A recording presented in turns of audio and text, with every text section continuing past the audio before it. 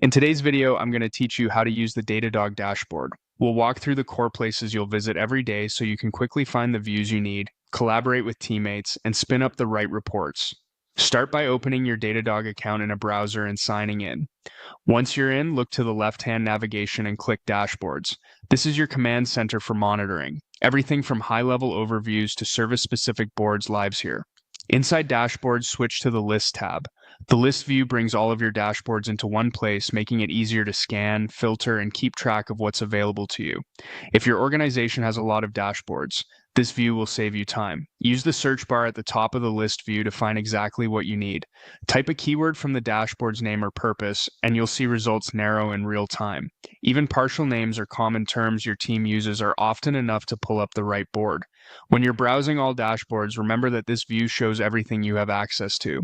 It's helpful for discovery. Maybe there's already a dashboard that answers your question, so you don't have to build one from scratch. You can also glance at ownership and update activity to understand which dashboards are actively maintained. Next, head over to the Shared Dashboards tab. Shared dashboards are designed for broader visibility, such as stakeholders who don't regularly log into Datadog. They're great for status pages, read-only overviews, or links embedded in documentation. Depending on permissions, some of these may be view-only to keep data consistent and secure. There's a search bar here as well, so use it the same way.